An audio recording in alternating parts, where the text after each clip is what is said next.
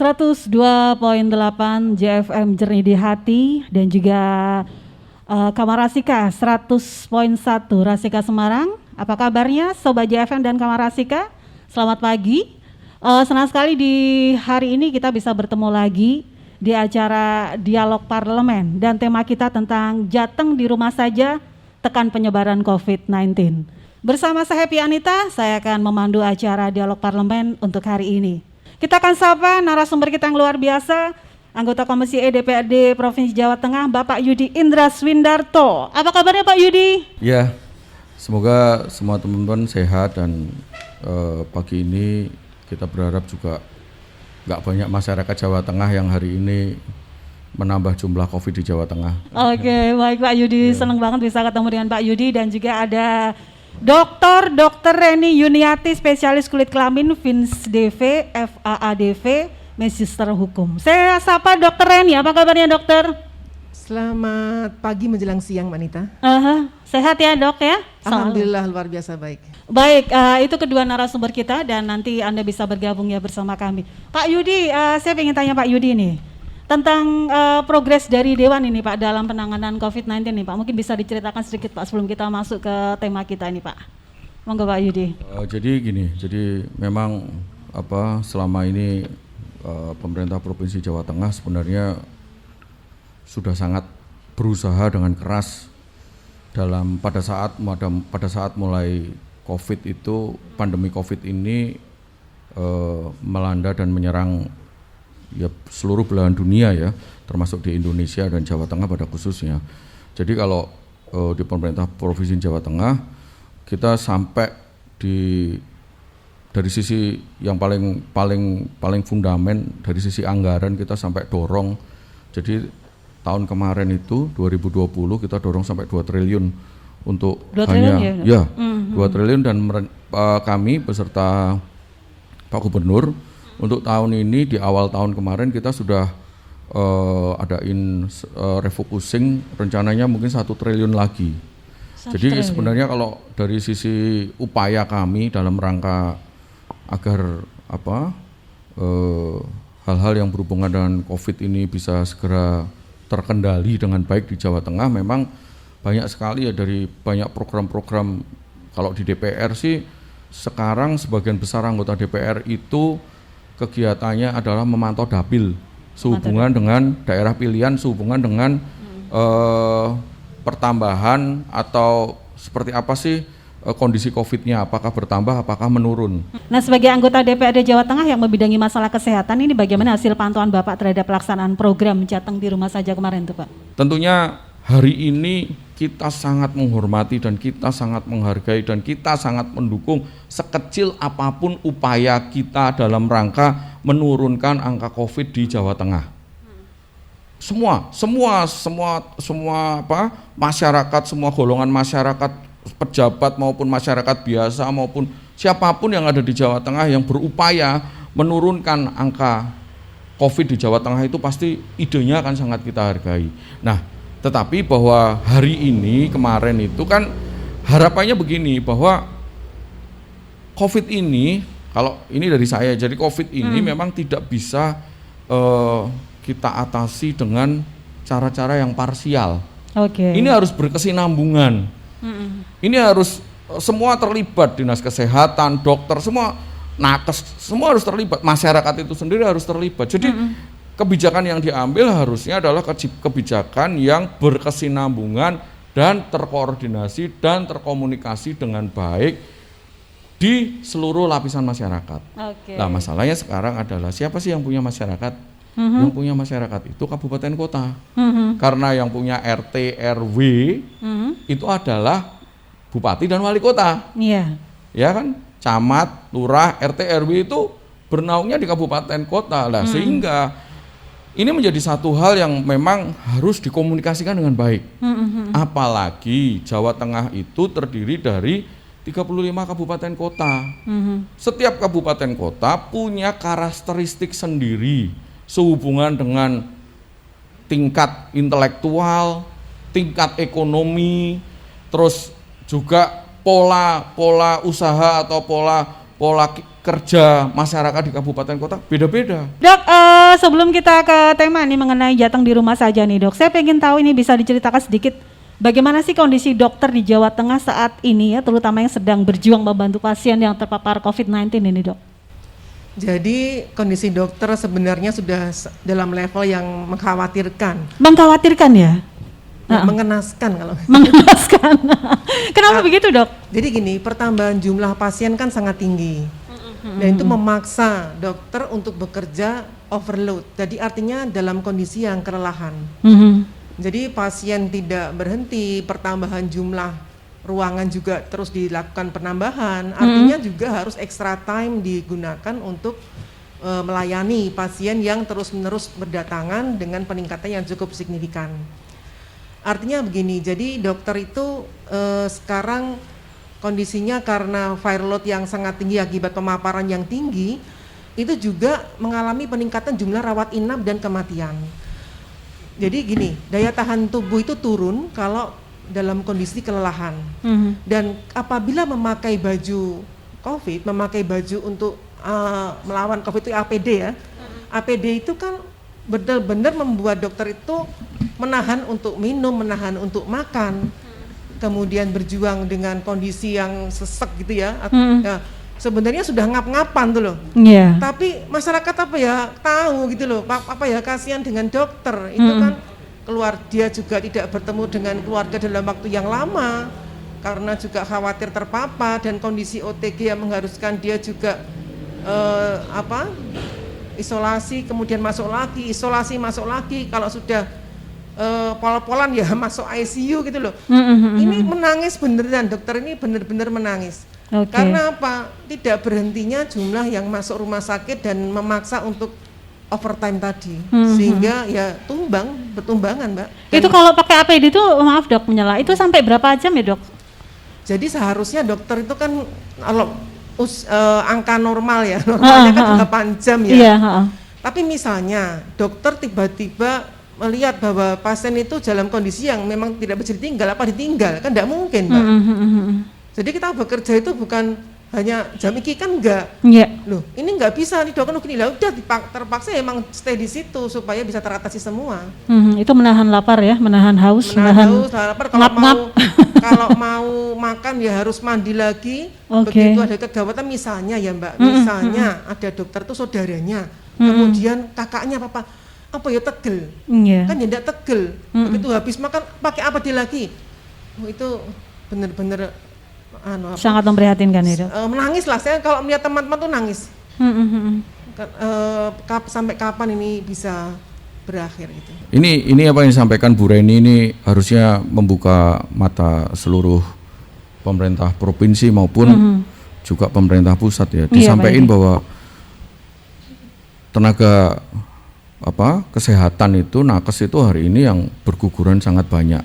Padahal seringkali kalau kita dengar berita, pemerintah provinsi manapun atau pemerintah kabupaten manapun itu kan seringkali pada saat bicara penambahan angka COVID itu yang dibicarakan adalah penambahan jumlah bed di rumah sakit. Ya kan? Penambahan jumlah fasilitas yang bisa dipakai untuk merawat pasien COVID. Itu semacam, kalau disampaikan di berita-berita ini semacam sihir, tetapi itu sebenarnya kosong. Karena apa? Lah mau jumlahnya banyak, kalau yang rawat nggak ada,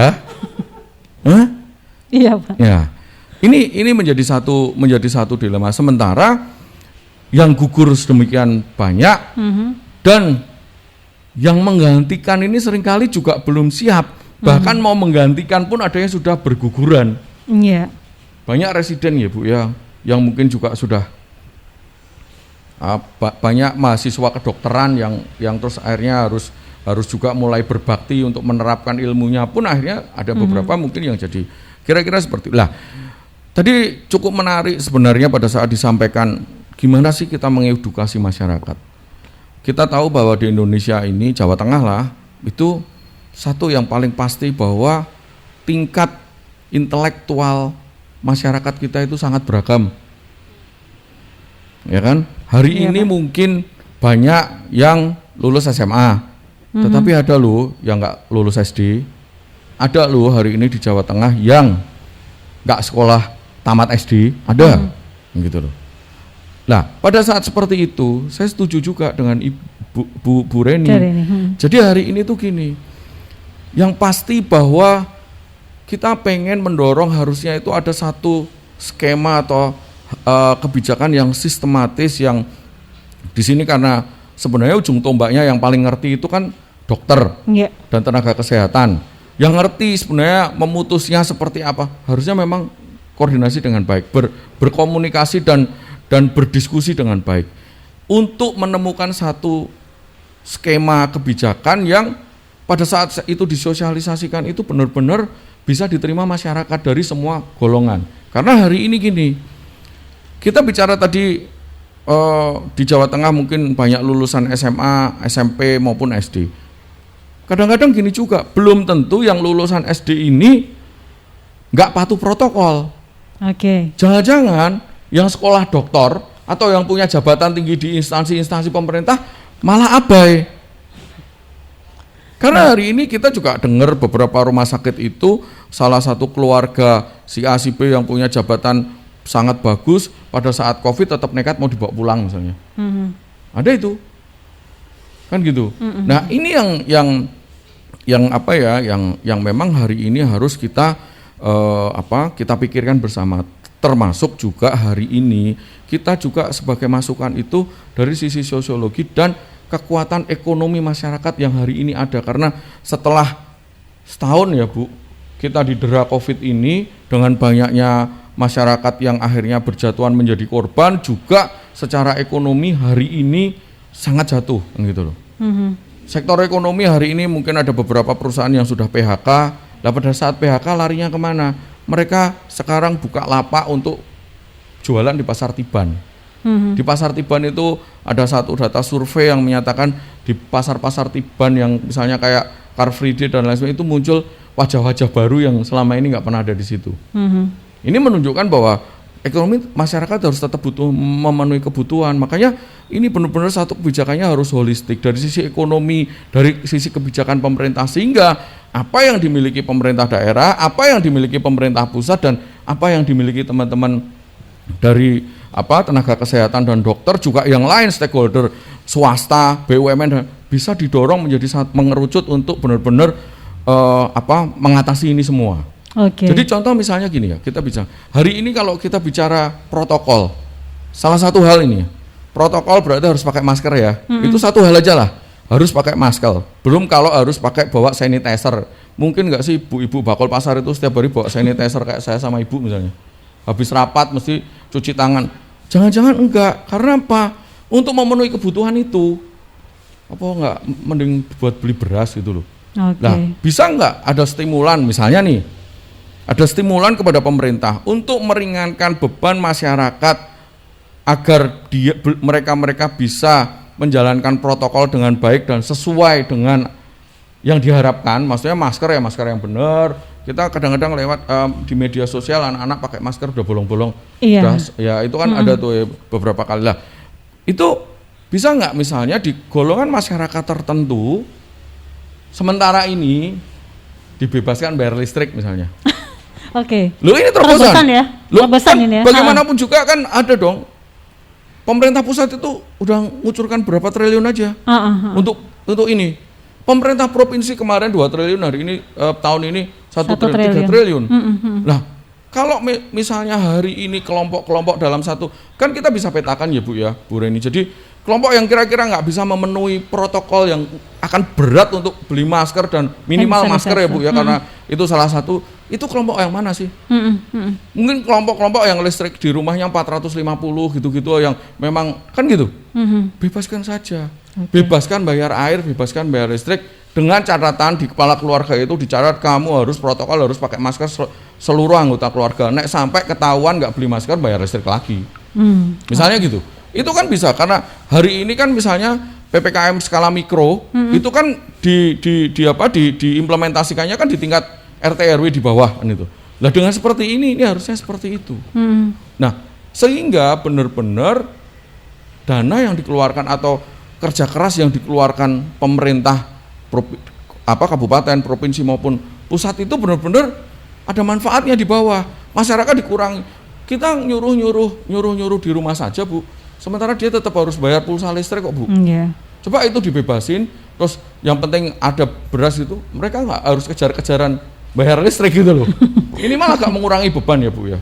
Dibanding kita kalau misalnya kemarin-kemarin kan diberi bantuan beras, sembako, macam-macam yang akhirnya malah berujung hara gitu Iya, kan. benar-benar. Kan kayak gitu. Makanya kan lebih baik kita langsung aja ada sebuah sistem yang dari pusat sampai daerah sampai tingkat level masyarakat kecil itu terorganisir dengan baik apa? PLN misalnya.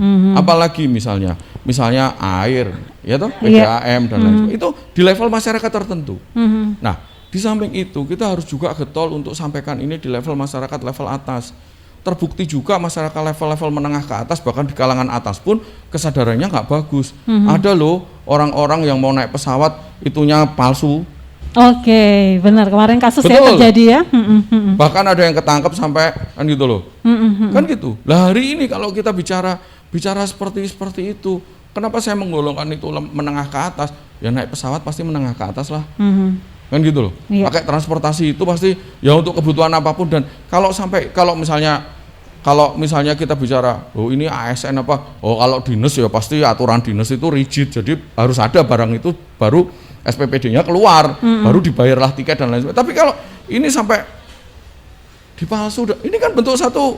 Coba bayangkan ini Indonesia itu seperti itu. Jadi ini kan harus memang benar-benar ada satu pendekatan, dan saya yakin ini masih bisa karena saya masih ingat dulu, nggak tahu di era pemerintahan siapa, saya juga masih ngerasain ada satu kebijakan dari Dinas Kesehatan, Dinas Pemberdayaan Perempuan, dari dinas yang lain, keluarga berencana. Program keluarga berencana itu tuh saking masifnya sampai saya itu nggak pernah menangi program itu, tapi sampai hari ini dalam benak saya itu memang nek duwe anak loro wae iki udah masuk ini ya. Berat gitu loh. Iya, tertancap betul. Jadi brand ya, Pak. Jadi ya? bukan masyarakat Indonesia itu hari ini tuh nggak bisa diberi kesadaran. Hari ini nyatanya ayo siapa pemuda-pemuda sekarang pun kalau ini masih ingat 2 anak cukup kan gitu loh. Yang kan gitu. Ibu Linda di Tanah Mas mau tanya untuk Dokter Reni. Kalau cuaca ekstrim seperti ini apa saja sih, Dok, yang harus disiapkan untuk kotak P3K yang ada di rumah? Oke. Cuaca dingin. Ya ekstrim ini ya. Kalau kotak P3K itu kan sebenarnya sementara ya, maksudnya untuk yang kegawatan. Misalnya kayak betadine. Jadi gini, podi entry artinya apa? Pintu masuk. Pintu masuk semua virus yang langsung ke tubuh kita tuh dengan luka di kulit. Luka di kulit ya? Iya. Kemudian luka di gigi, jangan sembarangan. Ludah itu ada virusnya, jangan sampai gigi itu bolong. Oke. Itu bolong, kemudian dikai Paramek apa? Obat ya, penahan nyeri. Maaf. Jadi obat disesalkan anggone untu. Itu bahaya besar. Artinya bisa langsung ke otak juga. Nah, semua pintu-pintu ditutup. Oke. Kemudian diberi desinfektan. Kemudian kalau kulitnya itu terlalu kering akibat sabun tangan maupun hand sanitizer tadi, itu diberi pelembab. Nek dia pelembab ya lengo. Oke. Karena pelindung kulit itu adalah kelembapan, dan kalau kering dia mudah luka. Mudah luka, kemudian mudah masuk virusnya. Jadi artinya kalau di kotak P3K itu yang pertama ada betadine, kalau segera itu, dan ditutup dengan plester, kalau menyebutkan merek lagi ya. Plester, ada plester yang untuk menutup podi entry tadi atau pintu masuk. Kemudian juga mempunyai salep untuk luka, misalnya salep antiseptik juga tidak apa-apa, yang penting segera menutup. Kemudian juga misalnya kok koyo awak iki kan dingin-dingin ya sekarang ya. Iya, sering dingin ini, mencekam juga ini. Jangan merasa tua, artinya diblonyoi minyak sing anget wae ora apa-apa. Enggak masalah ya. Itu dikasih itu lah, nek misale ora duwe yo ngungkem banyu serai ora apa-apa. Jadi misalnya sekarang kan matahari itu tidak begitu bersinar, tidak ramah dengan kita. Itu artinya ya memang cenderung kekurangan vitamin D3 yang mempunyai kemampuan antioksidan yang lebih tinggi daripada vitamin C. Artinya kadar D3 saya pastikan juga rendah di musim dingin ini. Makanya negara-negara dengan jarak matahari yang jauh itu lebih tinggi angkanya, karena memang virus ini mati selain dengan tadi deterjen, antiseptik itu juga dengan panas. Oke. Jadi kalau musim dingin ini otomatis makanya Januari meningkatnya lebih tinggi Pak Yudi. Karena apa? Virus ini merasa nyaman seperti di hotel ber-AC. Oke. Nah ini makanya Lembab ya. makanya yang di rumah sediakan tangga 30 cm apa 60 itu buat naik turun. Naik turun ya. Itu sing Saya jengkule selalu jek nih. kuat. Nek jengkule ra kuat terus piye? Nah itu membuat olahraga nanti gini loh, pemerintah itu harus sangat mendukung dengan DPRD juga untuk memberikan gerakan di rumah saja itu seperti apa saja. Misalnya membangun startup e-commerce yang bakul pitik, bakul jenang, bakul apa itu bisa menjangkau. Kemudian menciptakan olahraga seperti zaman dulu. Itu kan ada SKJ, tuh 2 itu kan. Oh iya. Jadi masyarakat itu merindukan itu. Jadi olahraga itu apa? Satu, menghangatkan.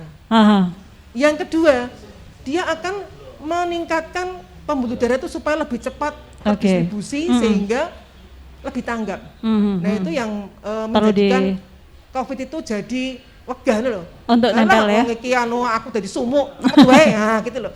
Bikin corona itu sumuk. Oke. Ngamuk-ngamuk sumuk Mbak? Sumuk banget. berarti kita balik ngamuk-ngamuk terus dan sumuk gitu. Oke dokter, makasih banget. Ini nggak terasa loh, nih waktu kita terus berputar terus dan nggak terasa kita ada di penghujung acara.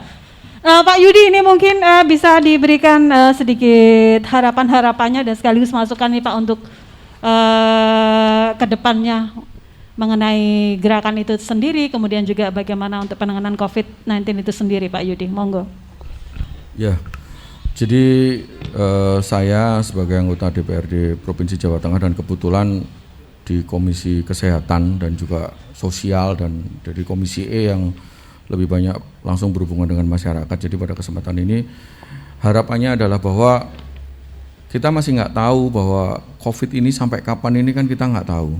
Bahwa ada upaya-upaya yang sangat keras seluruh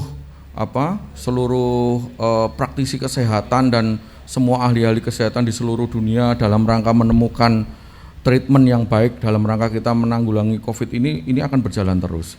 Tetapi seiring itu pastinya memang kita juga harus benar-benar menyesuaikan hidup kita dengan pola-pola yang ada. Bahkan waktu itu pemerintah kita kan sempat menyanangkan new normal katanya. Jadi normal yang memang harus berbeda kan gitu.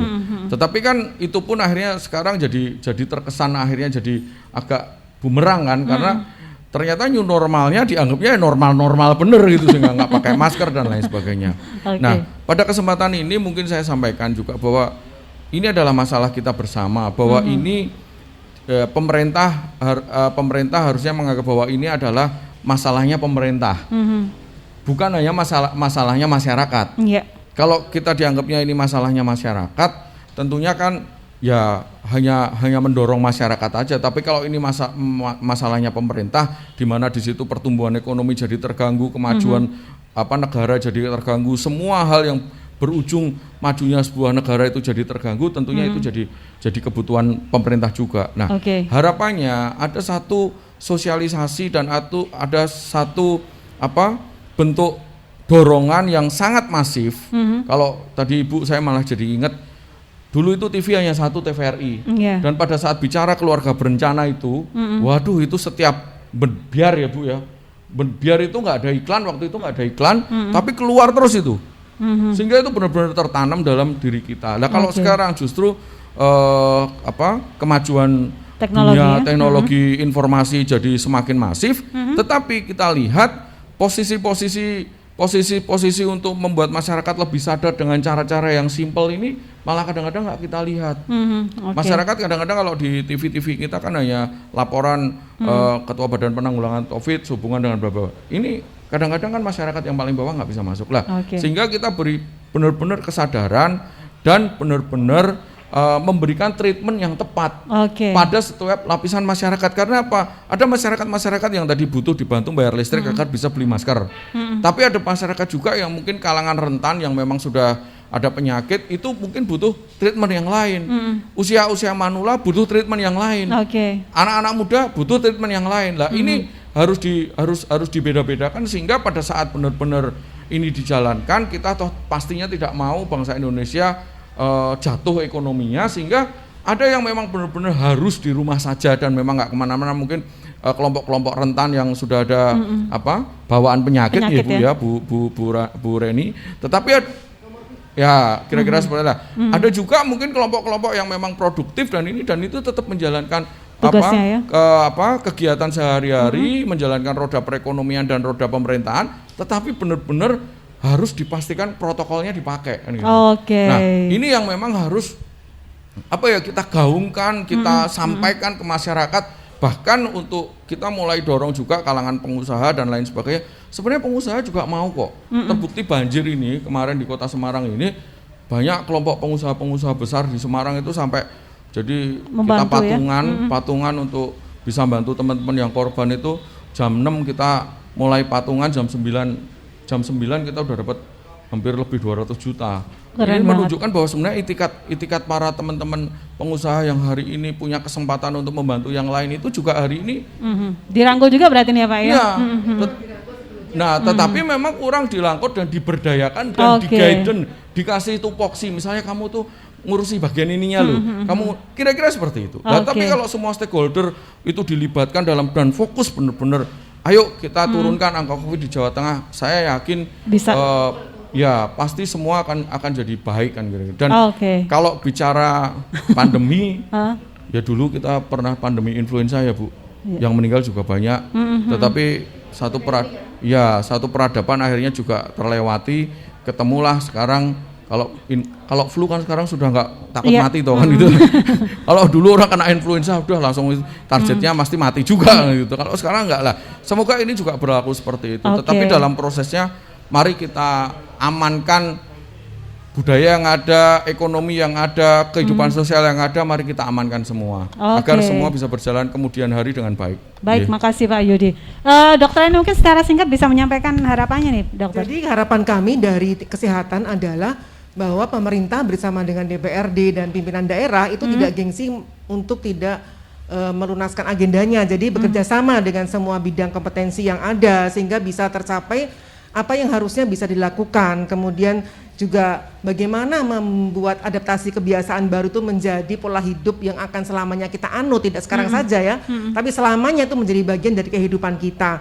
Artinya bahwa apabila ada kerjasama yang membutuhkan, yang bisa mensolusikan itu diterima dengan baik, jangan sampai disingkiri, wah aku udah agenda dewe kok emoh gitu loh.